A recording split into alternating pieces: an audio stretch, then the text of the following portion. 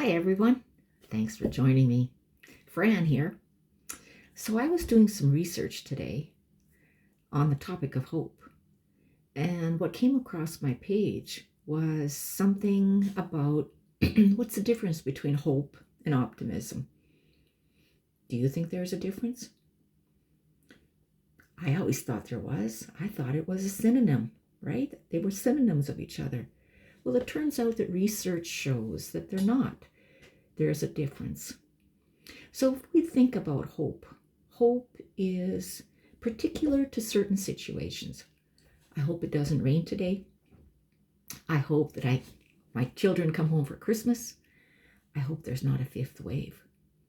Optimism is something that's inherent within us. Optimism looks at the big picture, and it colors us. It's a certain lens that we look through. It's the lens. So when they say rose-colored glasses, that really is optimism. So if I were to just think about where optimism comes from, the research shows that it comes from our childhood, our caregivers.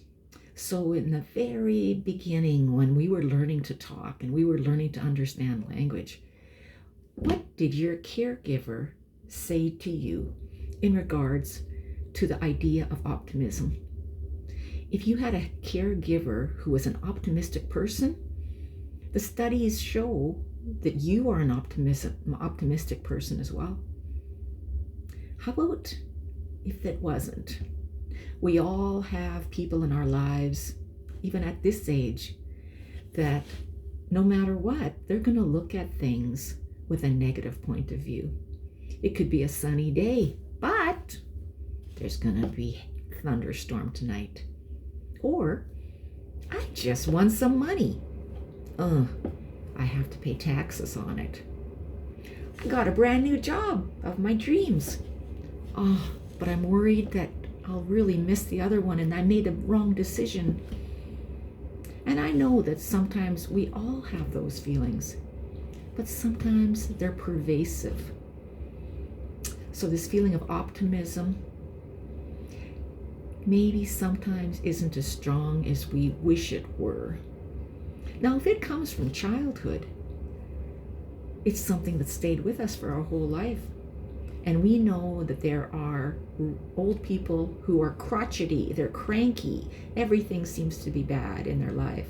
And yet, there are others that just have joy.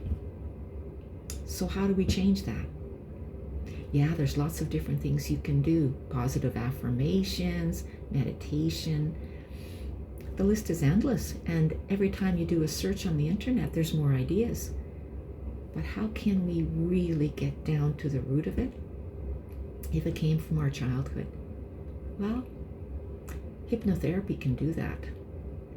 We go right back to the roots. We go back to that beginning belief where we had to be careful. We couldn't take risks. We had to, nobody's going to look after us but us. Well, if we can go back to your childhood, we can change those limiting beliefs. And so what did you believe as a child? What were you told as a child? I know what I was told. I was told it was a beautiful day, but there'd be a thunderstorm. I was told the crops are looking just great right now, but wait till the fall. I was told, don't put all your eggs in one basket. And that was good advice. What were you told? And how did that shape your life? Make some comments. I want to find out. Yeah, it's great having you here. I'll talk to you soon.